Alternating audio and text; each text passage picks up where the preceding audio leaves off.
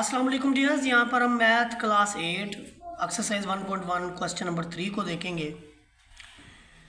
Represent the following numbers on the number lines. हमने इनको number line के ऊपर जाहिर करना है। ये सारे के सारे हमारे पास रैशनल नंबर हैं, इनको हमने नंबर लाइन के ऊपर जाहिर करना है। तो पहला हमारे पास है 21/4। देखिए जी, जब ये 21/4 है तो पहले नंबर पे तो हमने ये देखना है कि जब हम 21 को 4 पे डिवाइड करते हैं तो 5 चौके 20 हमें 1 मिलता है। इसे हम ऐसे लिखते हैं 5 सही 1/4। इसका मतलब ये होता है 5 जमा 1/4, यानी ये अब पूरा इंटीजर है और इसके साथ 1/4 हिस्सा और भी है। 5 पूरा इंटीजर है और 1/4 और हिस्सा भी है। तो हम देखेंगे ये हमने एक नंबर लाइन लगा ली है। इस नंबर लाइन के अंदर देखें कि ये 5 है। 5 से इस तरफ आएंगे तो हमें कमी नज़र आएगी। हमने जाना है 5 से भी 1/4 आगे। तो ये 5 हो गया। 1/4 को देखने के लिए हमें इस सारे हिस्से को बराबर 4 हिस्सों में डिवाइड करना पड़ेगा। तो 4 हिस्सों में डिवाइड करने के लिए आपको 3 कट लगाने पड़ते हैं। मसलन एक कपड़ा है तो अगर आपने उसके 4 टुकड़े करने हैं तो आप दरमियान में कैंची के कितने कट लगाएंगे? 3 कट लगाने से 4 टुकड़े मिल जाएंगे ना। तो ये जो पहला कट है ये वाला, ये जो पहला कट है ये वाला, ये हमारे पास क्या है 5 सही 1/4, जिसे हमने क्या कहा हुआ है 21/4। समझ आ गई बात की? अब हम इसका दूसरा पार्ट देखते हैं जी। देखिए जो नेक्स्ट हमारे पास वैल्यू है वो है -53/3। तो हम देखते हैं कि हम इस -53 को जब 3 पे डिवाइड करें तो 3 1s are 3, यहाँ पर 2 बचेगा, ऊपर से 3 उतरेगा। तो आप देखें कि यहाँ पर 7 या 21, 7 या 2 बचा।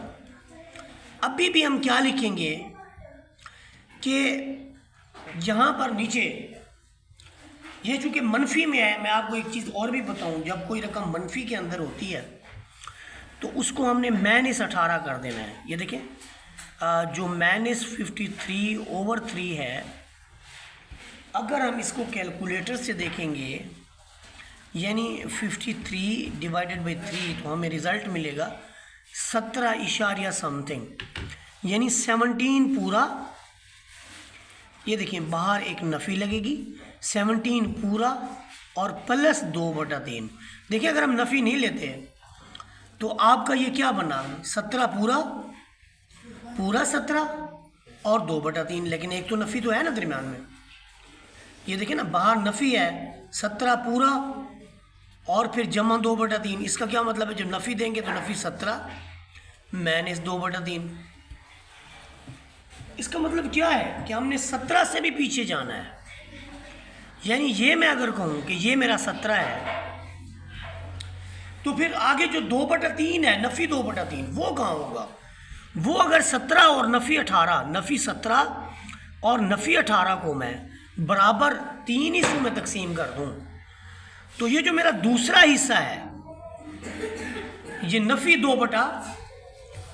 2/3 वाला, ये होगा आपका -53 डिवाइडेड बाई 3।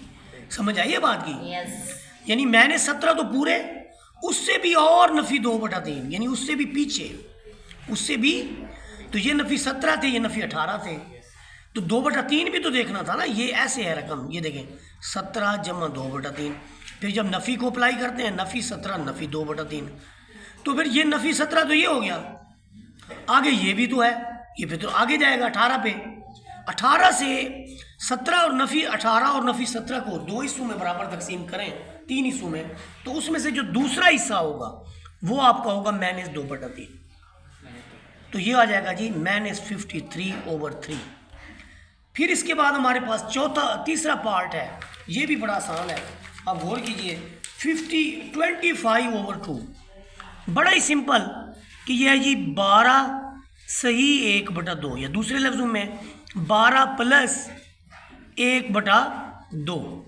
तो ये 12 है, 12 प्लस 1/2 का मतलब है 12.5। 12.5 समझ आई बात की कि पूरा 12 और आ गया था, फिर 12 और 13 को मैं 2 हिस्सों में तकसीम करूं, मैं तो यहाँ देखूंगा ना, अगर यहाँ 1/2 है तो मैं इस पूरे 1 को 2 में तकसीम कर दूंगा। अगर यहाँ था 2/3 तो फिर उस टुकड़े को मैंने 3 हिस्सों में तकसीम किया था, और उसमें से मैंने कहा था दूसरा हिस्सा है 2/3 का मतलब क्या है। देखिए जब इस तरह से कोई खाना हो, ये मैं इसके 3 हिस्से करूं तो 2/3 में ऐसे कलर करूं तो ये 2/3 किया है मैंने। तो अब यहाँ पर हाफ है, ये एक पूरा फर्ज करें, ये एक पूरा बुलाक है, इसका हाफ कितना होगा, आधा होगा ना 1/2। तो 12 और 13 को अगर मैं हाफ में करूं तो ये जो वैल्यू है मेरी, ये 12 जमा 1/2 यानी 25/2 के बराबर होगी। समझ आई बात की? Yes. कि नहीं आई? अच्छा जी, फिर मेरे पास लास्ट पार्ट है। ये जो मेरे पास लास्ट पार्ट है वो -5/7। याद रखें -5/7 का मतलब है 0 से एक तो छोटी और -1 से बड़ी। यानी मैं अगर 0 और -1 को 7 बराबर हिस्सों में तकसीम करूं, 1 2 3 4 5 6 और, यानी इसका मतलब मैंने सही तकसीम कर दिया, वो डॉट भी कुछ बाई चांस ठीक लग गए। तो ये आपके पास 1/7, ये 2/7। ये हम नफ़ी की तरफ जा रहे हैं। अगर मस्बत जाना होता तो मैं इस तरफ आता, Yes. 0 से आगे, फिर मैं इसको 7 हिस्सों में तकसीम कर देता। तो ये 1/7, ये 2/7, ये 3/7, -3/7, ये -4/7, ये 5/7। तो मैं इसको बड़ा करके यहाँ पर लिख देता हूँ -5/7। तो ये किसी भी यानी रैशनल नंबर को रियल लाइन पे जाहिर करने के कुछ तरीके थे। आगे छोटा सा क्वेश्चन है, उसको इसके साथ जोड़ेंगे। पिछले लेक्चर के अंदर हमने एब्सोल्यूट वैल्यू का आपको बताया था कि एब्सोल्यूट वैल्यू किसी भी फंक्शन की, उसे हम ऐसे डिनोट करते हैं। तो बस उसको आपने मस्बत बनाते जाना है। ये नंबर लिखा, उसकी एब्सोल्यूट वैल्यू लिखी 15 के इक्वल। फिर आप लिखेंगे मसलन -21 है तो ये भी आपका 21 के इक्वल आ जाएगा। -36 है तो ये +36 के इक्वल आ जाएगा। -9 है तो ये भी +9। -100 है तो ये 100। फिर उसके बाद 88 है, 88 आपका 88। तो ये हमारे पास एब्सोल्यूट वैल्यू का क्वेश्चन है। आप देखें जो रिजल्ट्स हैं वो सारे के सारे पॉजिटिव कर देने हैं। कोई प्लस में है तो भी प्लस लिखना है, कोई माइनस में है तो भी प्लस में लिखना है।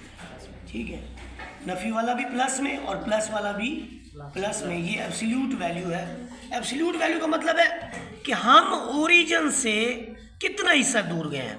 चाहे आप टुवर्ड्स लेफ्ट चले जाएं या आप टुवर्ड्स राइट चले जाएं, दोनों सूरतों में आपका जो डिस्टेंस है वो प्लस में आएगा। मसलन एक का घर टुवर्ड्स नॉर्थ है, एक का टुवर्ड्स साउथ है, तो दोनों सूरतों में उन्होंने फासला जो तय किया है वो मस्बत रहेगा। तो absolute value function is a distance, यूँ समझिए कि ये डिस्टेंस है। तो ये हमारे 2 क्वेश्चन कंप्लीट हुए। ओके।